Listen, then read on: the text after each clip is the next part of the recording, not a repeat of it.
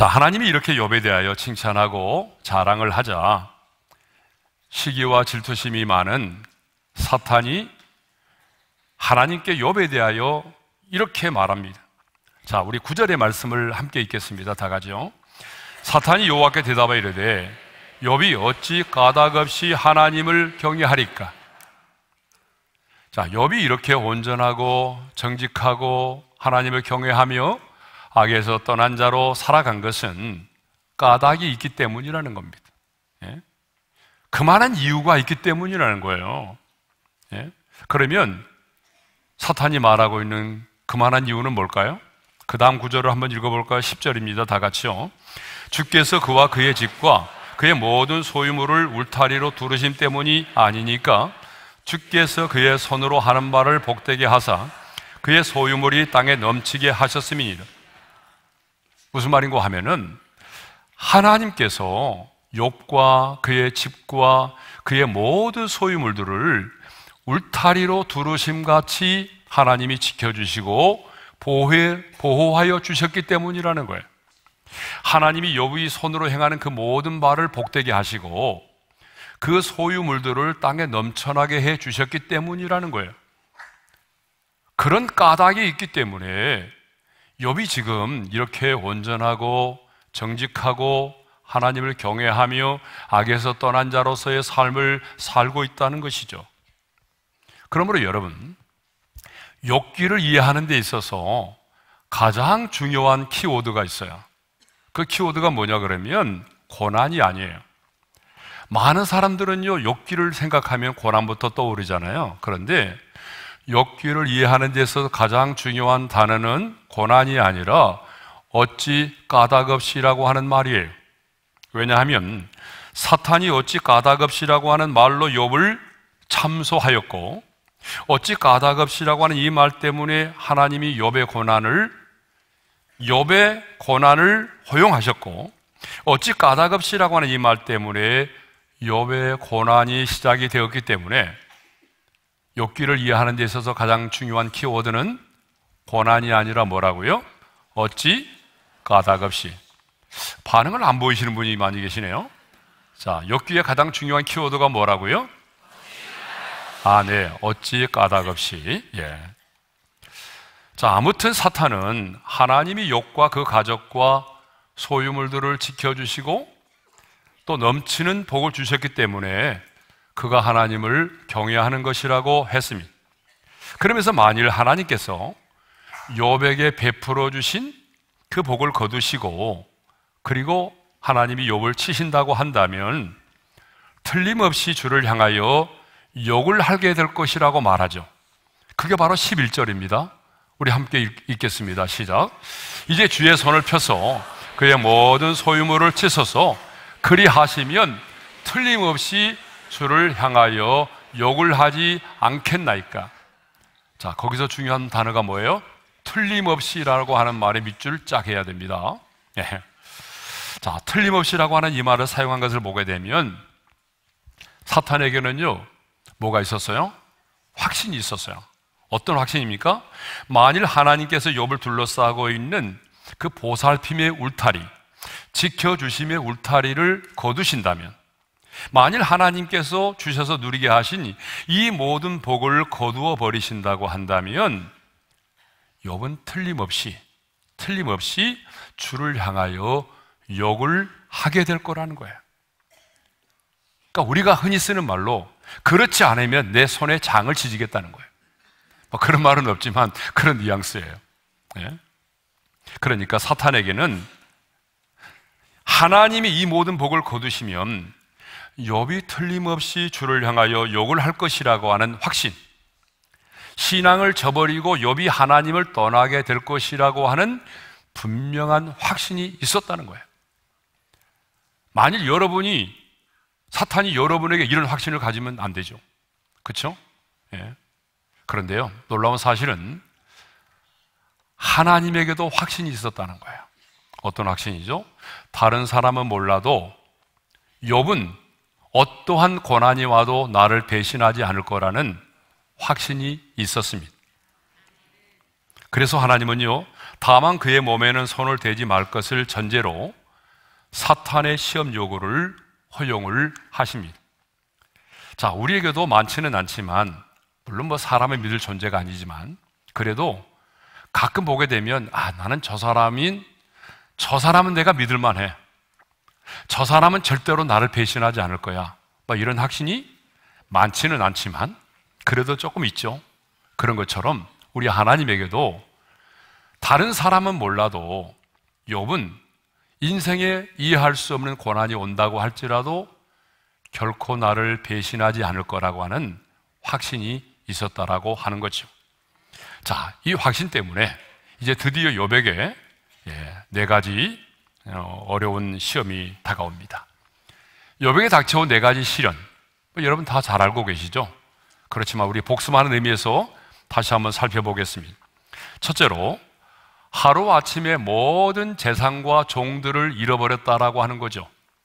자, 14절과 15절의 말씀입니다. 다 같이요. 사한이 욥에게 와서 아뢰되 소는 밭을 갈고 나귀는 그 곁에서 풀을 먹는데 스밧 사람이 갑자기 이르러 그것들을 빼앗고 칼로 종들을 죽였나이다.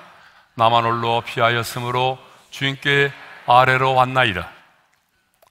그 시대에 가장 잔인하고 폭력성이 있는 스밧 사람들이 갑자기 나타나서 칼로 소와 나귀를 빼앗고 종들을 죽였다는 거예요.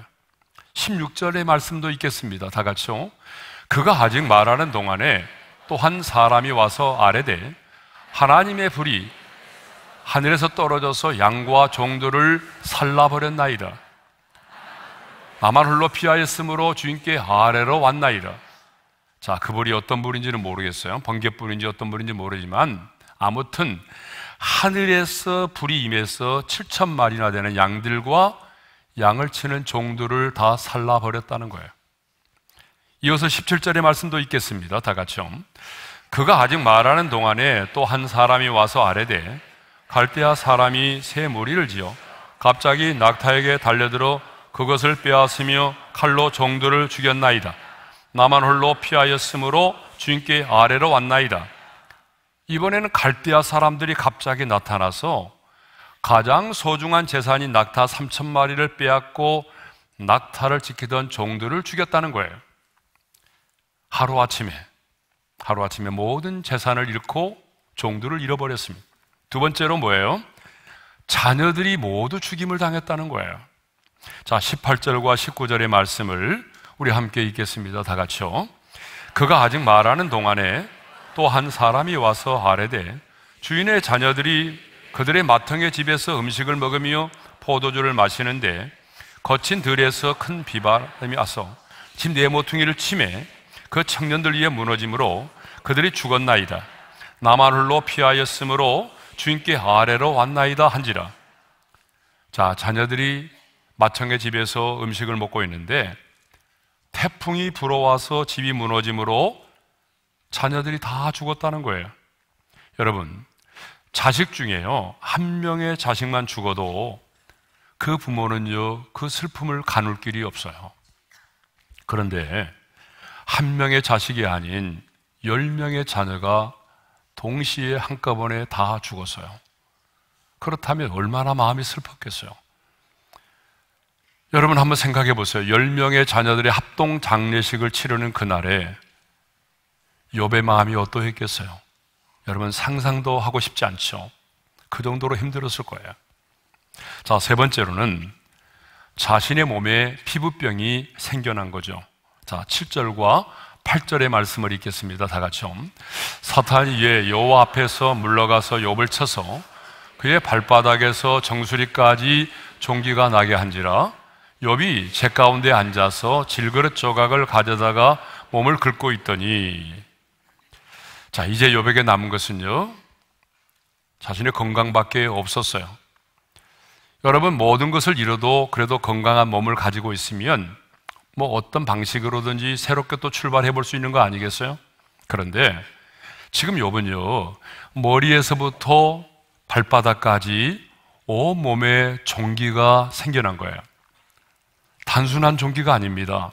그래서 얼마나 가려웠으면은요, 재 가운데 앉아서 질그릇 조각으로 자신의 몸을 긁고 있었겠어요? 여러분, 피부병 알아보신 분들은 이 고충을 아시겠죠? 잠을 이루지 못하는 고통 얼마나 힘들어요? 자, 이쯤 되면은 그래도 아내가 위로하고 격려해주면 얼마나 좋아요? 그런데 욥의 아내는 그런 사람이 아닙니다. 이런 아내를 만나지 않기를 바라요. 예. 밤낮으로 자지도 못하고 온몸을 벅벅 긁어대는 남편의 모습을 바라보던 아내가 마침내 저주의 말을 합니다. 2장 9절의 말씀을 읽겠습니다. 다 같이요. 그의 아내가 그에게 이르되 당신이 그래도 자기의 온전함을 굳게 지키느냐? 하나님을 욕하고 죽으라. 무슨 말입니까? 그래도 하나님을 믿겠느냐 이 말이죠. 예? 아니, 하나님이 살아계신다면, 아니, 하나님이 당신을 사랑하신다고 한다면 어떻게 이런 일이 우리 가정에 일어날 수가 있느냐는 것입니다. 그러므로 하나님을 향한 믿음을 빨리 버리고 하나님을 욕하고 죽으라는 거예요. 그냥 죽지 말고 당신이 믿는 하나님 욕하고 죽으라는 거예요. 여러분, 정말 욥이 당한 고난은요, 상상을 초월한 도저히 이해할 수 없는 그런 고난과 시련이었습니다. 그러면 욥은 이렇게 이해할 수 없는 고난이 한꺼번에 닥쳐왔을 때에 어떻게 반응했을까요? 정말 사탄이 장담한 대로 하나님을 저버리고 하나님을 떠났습니까? 하나님을 믿고 의지했던 내가 참 어리석은 사람이었다라며 하나님을 원망했습니까? 아니, 하나님을 향하여 욕을 하며 저주를 하였습니까? 아니죠. 첫째로, 욥은 이런 고난이 다가왔을 때 어떻게 반응했느냐? 첫째로, 슬펐지만 하나님을 예배했다는 사실입니다. 자, 20절의 말씀입니다. 다 같이 읽겠어요. 욥이 일어나 겉옷을 찢고 머리털을 밀고 땅에 엎드려 예배하며. 욥이 일어나서 가장 먼저 했던 일은 겉옷을 찢고 머리털을 밀어버렸어요. 여러분, 이것은 그 당시의 사람들이 자신의 슬픔을 표현할 때 했던 행위들입니다. 그러니까 욥도 엄청나게 슬퍼했다는 거죠. 자신의 모든 재산을 잃고 종들을 잃고 그리고 자신의 몸이 병들고 아내마저 저주했을 때에 욥이 슬펐어요. 기쁜 게 아니에요. 여러분, 슬픈 일을 당할 때에 슬픔을 표현하는 것은 죄가 아닙니다. 성경은요, 감정의 표현을 정죄하지 않아요. 우리 예수님께서도 나사라의 무덤 앞에서 우셨잖아요. 그러므로 여러분, 슬픈 일이 있으면 눈물을 흘리세요. 통곡하고 싶으면 참지 말고 통곡을 하십시오. 그러나 여러분, 거기서 끝이 나면 안 됩니다. 욥은요, 슬퍼했지만 슬픔의 자리에서 머물러 있지 않았어요. 어떻게 했어요? 땅에 엎드려 경배했습니다. 여러분, 땅에 엎드려 경배했다라고 하는 말은 무슨 말이죠? 하나님을 예배했다는 말입니다. 여러분, 예배라고 하는 말의 원래 의미가 뭔지 아세요? 엎드려 경배한다는 말이에요. 여러분, 엎드리는 행위는 자신의 피조물됨을 인정하는 것입니다. 그러니까 여러분, 예배는 우리가 이렇게 앉아서 드리지만 우리의 마음은 지금 하나님의 그 영광의 보좌 앞에 엎드려 있어야 하는 것입니다. 하나님만이 나의 진정한 창조주이시고 나는 피조물됨을 고백하면서 그 보좌에 앉으신 하나님 앞에 내가 엎드려 경배를 드리는 것이 바로 예배입니다. 성도 여러분, 인생의 고난이 다가왔을 때, 내 인생에 불행이 닥쳐왔을 때, 내 인생 가운데 이해할 수 없는 밤을 만났을 때, 여러분 어떻게 해야 되죠? 웃지 말고 슬퍼하세요. 여러분, 그때 웃고 다니면 이상한 사람으로 신고를 당할 수도 있어요. 그러니까 그런 이해할 수 없는 막 고난이 다가오면 여러분의 감정을 속이지 말고 슬퍼하세요. 눈물 흘리세요.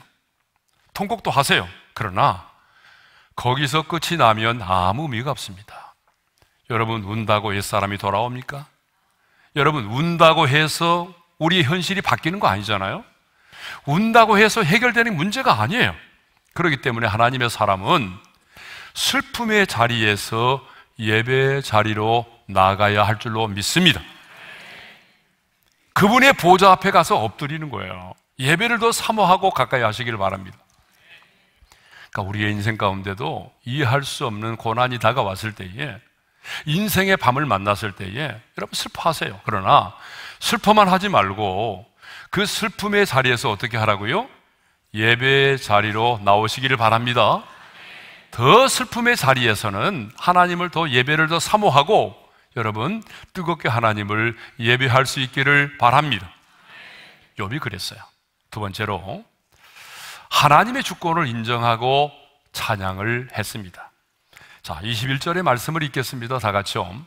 이르되 내가 모태에서 알몸으로 나왔사온즉 또한 알몸이 그대로 돌아갈지라. 주신 이도 여호와시요 거두신 이도 여호와시오니 여호와의 이름이 찬송을 받으실지니이다 하고. 욥은요 우리 인생의 원초적인 진리를 알았던 사람이에요. 그 원초적인 진리가 뭐예요? 우리가 알몸으로 태어나서 알몸으로 돌아간다는 사실이에요. 욥은 하나님의 주권을 인정했습니다.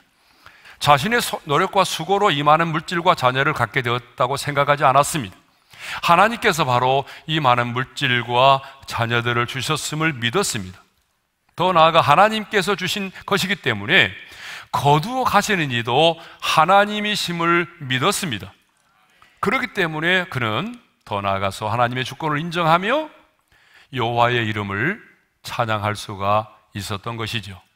자, 이것을 보게 되면 우리 하나님은 인간이 처한 상황과 무관하게 내가 어떠한 상황 가운데 있든지 간에 상관없이 우리 하나님은 찬양을 받으시기에 합당하신 분이심을 알 수가 있습니다. 그래서 욥의 친구 엘리후는 나를 지으신 하나님을 이렇게 소개합니다. 밤에 노래를 주시는 자. 밤에 노래를 주시는 자가 누구예요? 하나님이라는 거예요.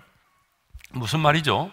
우리 하나님은요 밤에 노래를 주시는 분, 아니 밤중에 노래하게 하시는 하나님이시라는 거죠. 여러분 우리 인생에도 여러분 낮과 밤이 있듯이, 이 우주에도 낮과 밤이 있듯이 우리의 인생에도 뭐가 있어요? 낮이 있고 밤이 있을 수가 있어요. 여러분 그렇죠? 지금 우리 성도님들 가운데 어떤 분은요 인생에 밤을 만나신 분이 계세요. 예? 우주에 낮과 밤이 존재하듯이 우리의 인생에도 낮이 있고 밤이 있단 말입니다. 그런데 성경을 보니까 하나님의 사람들은요 인생의 밤을 만났을 때 어떻게 했느냐? 밤중에 노래하게 하시는 하나님을 찬양했어요. 여러분 바울과 실라를 보세요. 복음을 전하다가 억울하게 누명을 쓰고 빌보의 깊은 감옥에 갇혔잖아요. 그렇지만 그 한밤중에 바울과 실라는 하나님을 찬양했습니다. 오늘 본문에 나오는 욥도 인생의 밤중에 하나님을 노래했습니다. 누가 이해할 수 없는 상황 속에서도 하나님을 찬양합니까? 그것은 하나님의 절대적인 주권과 그 섭리를 믿는 사람들입니다. 그렇습니다. 하나님의 절대적인 주권과 섭리를 믿는 사람은 이해할 수 없는 고난이 다가와도, 인생의 밤을 만나도 하나님을 찬양할 수가 있는 것이지요. 자, 세 번째로 욥은 하나님을 원망하지 않았다라고 하는 거죠. 22절의 말씀을 읽겠습니다. 다 같이요. 이 모든 일에 욥이 범죄하지 아니하고 하나님을 향하여 원망하지 아니하니라. 이 모든 일이라고 하는 게 뭐죠? 욥이 당한 모든 고난을 말합니다. 여러분 아무리 신앙이 좋은 사람도 하나님께서 행하시는 모든 일을 다 수긍하고 따르는 것은 쉽지 않습니다. 인간에게는 뭔가 토를 달고 따지고 싶은 마음이 항상 있습니다. 그러나 욥은 하나님께서 하시는 일에는 실수가 없다는 사실을 인정했습니다. 왜냐하면 하나님의 신실하심을 믿었기 때문이죠. 하나님의 섭리와 주권을 믿었기 때문입니다. 그렇기 때문에 하나님을 향하여 원망하지 않았습니다. 욥은 슬픔의 와중에서도 입술로 범죄하지 아니하였습니다.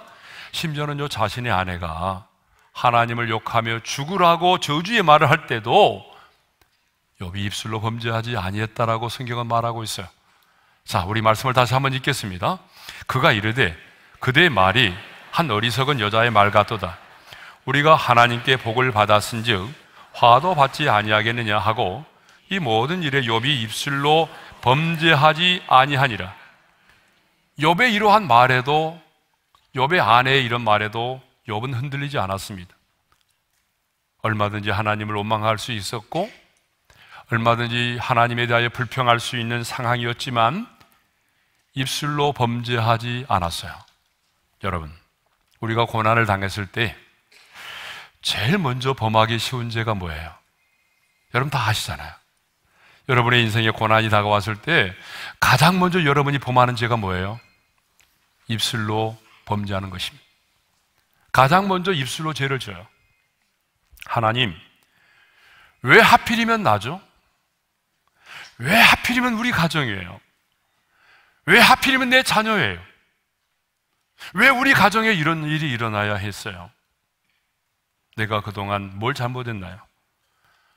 내가 온전하고 정직하고 하나님을 경외하며 악에서 떠난 삶을 사는 게 잘못됐나요? 내가 그동안 새벽기도 드린 게 잘못됐나요? 사람은 이렇게 무언가 토를 달고 따지는 습관이 있습니다. 그래서 사람들은요, 끊임없이 부모를 원망합니다. 부모 때문이라고 생각해요. 예? 어떤 사람들은요, 시대를 잘못 만났기 때문이라고 말해요. 어떤 사람은요, 저 인간, 저 남편을 잘못 만났기 때문이라고 생각해요. 예? 끊임없이 사람들은요, 원망을 하죠. 그런데 욥은요, 인생의 불행이 닥쳐왔을 때에 원망하지 않았어요. 하나님을 원망하지 않았습니다. 어리석게도 하나님을 원망하지 않았어요. 욥은 하루아침에 모든 재산을 잃고 종들을 잃어버렸습니다. 10명의 자녀를 모두 잃었어요.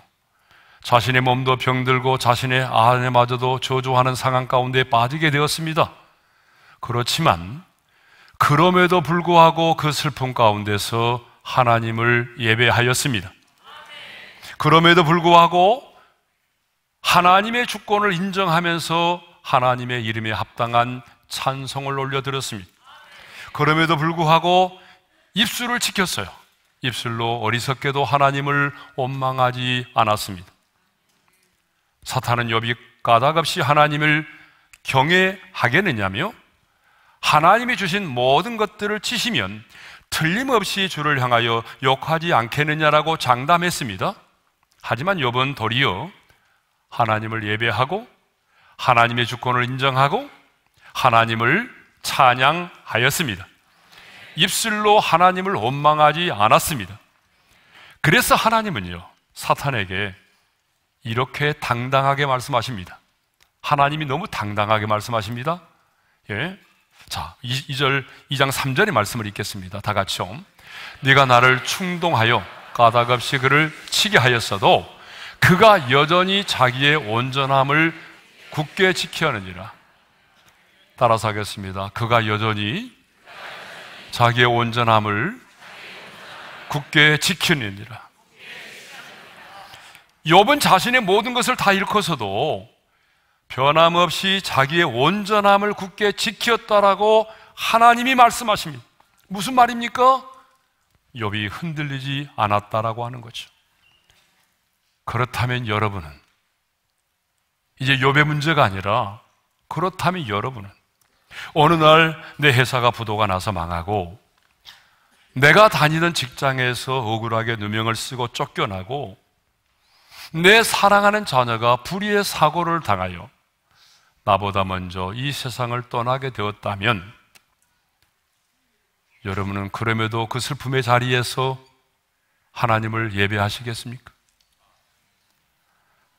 잠잠해지잖아요. 근데 하나님이 이 모습을 보고 계시기 때문에 또 한 번 해야 될 것 같습니다. 다시 한 번. 여러분의 반응이 영 현찬하세요.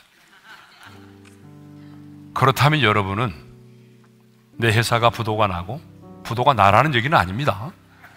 아마 그럴까 봐서 아멘 안 하신 분이 계신 것 같은데, 만일 내 회사가 부도가 나서 망하고 내가 다니던 직장에서 억울하게 누명을 쓰고 쫓겨나고 내 자녀가 불의의 사고로 세상을 떠나게 돼도 그 슬픔의 자리에서 여러분 하나님을 예배할 수 있겠습니까? 갑자기 내가 암에 걸려서 의사로부터 3개월을 넘기기 어렵다는 말을 들어도, 내가 사랑했던 사람으로부터 배신을 당했어도 그래도 여러분은 하나님을 경외하시겠습니까? 그래도 여러분은 하나님을 원망하지 않으시겠습니까? 나의 기도에 하나님이 오랜 시간 침묵할지라도, 아니 인생의 밤을 만나도 여러분 욕과 같이 하나님의 주권을 인정하면서 하나님을 찬양할 수 있겠습니까? 자, 그렇다면 여러분은 까닭 없이 온전히 하나님을 믿고 경외하는 사람들입니다. 그렇다면 여러분의 신앙은 기복신앙이 아닙니다. 여러분, 내 신앙이 기복신앙인지 아닌지를 무엇으로 점검하는지 아세요? 바로 이겁니다. 내 인생에 이해할 수 없는 고난이 다가왔을 때에 내가 어떻게 반응하는지를 보게 되면 내 신앙이 기복신앙인지 아닌지를 분별할 수가 있습니다. 자, 사탄은 오늘 또 이유가 있어야, 까닭이 있어야, 조건이 맞아야 하나님을 경외할 수 있다라고 말합니다. 그래서 어찌 까닭 없이라고 하는 말로 우리를 끊임없이 유혹을 하고 있어요. 그러나 여러분, 그것은 신앙이 아니라 거래입니다. 신앙은 거래가 아닙니다, 여러분. 신앙은 거래가 아니에요. 하나님이 나를 이렇게 도와주시기 때문에, 하나님이 나에게 이렇게 복을 주시기 때문에 그 까닭에 내가 하나님을 경배하고 예배하고 하나님을 경외한다면 그것은 신앙이 아니라 그것은 거래입니다.